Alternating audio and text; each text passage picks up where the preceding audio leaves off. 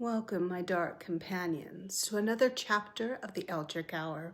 I am Lilith Fury, the Eldritch Queen of Horror, and tonight we delve deep into the pages of Clive Barker's Books of Blood.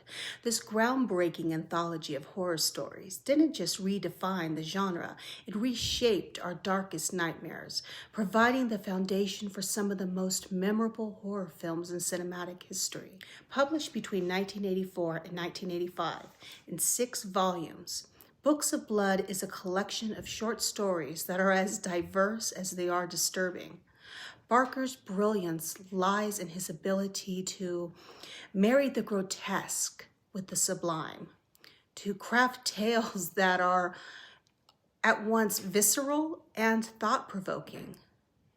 But how did these stories transition from page to screen? What did they gain and what did they lose along the way? Let's start with the tales themselves. One of the most iconic stories, of course, is The Midnight Meat Train, the opening tale of Volume 1.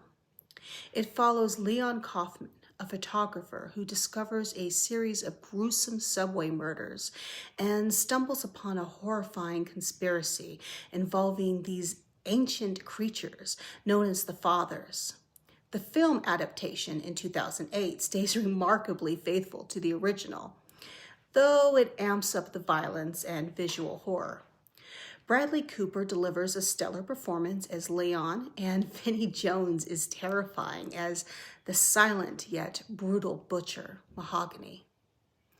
But the movie expands on the mythology of the Fathers, offering a more elaborate backstory than Barker's more ambiguous original tale. Another standout is The Yattering and Jack. This darkly comedic story features a demonic tormentor, the Yattering, who is tasked with driving a seemingly unflappable man, Jack Paulo, insane. The story's blend of horror and absurdity is pure Barker, and it was adapted into an episode of Tales from the Dark Side television series in 1987. While the adaptation captures the humor, some of the story's darker undertones were softened for television. The Forbidden is another masterpiece, and one that many of you will recognize as the basis for Candyman. The original story is set in a decaying British housing estate, where Helen, a graduate student, investigates urban legends about the titular figure. Barker's exploration of class, race, and the power of myth was transposed into an American setting for the 1992 film, directed by Bernard Rose.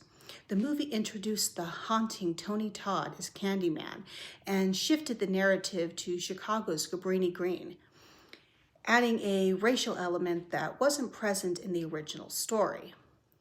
Both versions are equally compelling, but speak to different cultural anxieties.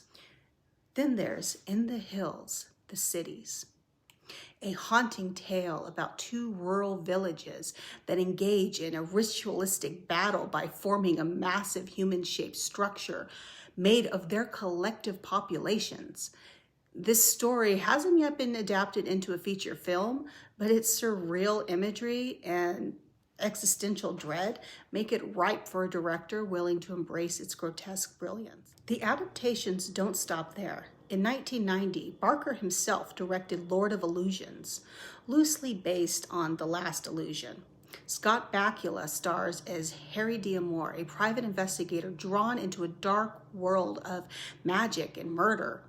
While the film expands on the detective noir elements, it doesn't quite capture the unsettling, otherworldly horror of the original story. More recently, Hulu's 2020 anthology film, Books of Blood, attempts to weave several stories from Barker's collection into a single narrative. The film is ambitious, but its reception was mixed. Critics praised it for its faithfulness to Barker's themes of transformation and taboo, but felt that it struggled to balance its plot lines. I still loved it. But what makes Books of Blood so endearing? Literary experts often point to Barker's ability to elevate horror from mere shock value to something profound. His stories delve into the human condition, exploring themes of desire, fear, identity, and the unknown. Barker himself once said, "Everybody is a book of blood. Wherever we're opened, we're read." This line, which introduces the anthology, encapsulates the raw, visceral essence of his work. Barker's influence extends far beyond direct adaptations. You can see echoes of his work in everything from Guillermo del Toro's creature designs to the Lovecraftian undertones of modern horror films like The Void. His ability to blend the macabre with the mystical has inspired countless filmmakers, authors, and artists. For me, Books of Blood isn't just a collection of horror stories. It's a masterclass in imagination and storytelling. If you've never read it, you're missing out on one of the genre's true treasures. And if you have, I'd love to hear your thoughts. Which story haunts you the most? Which adaptation do you think does Barker's work justice? Until next time, my friends, keep your books close and your nightmares closer.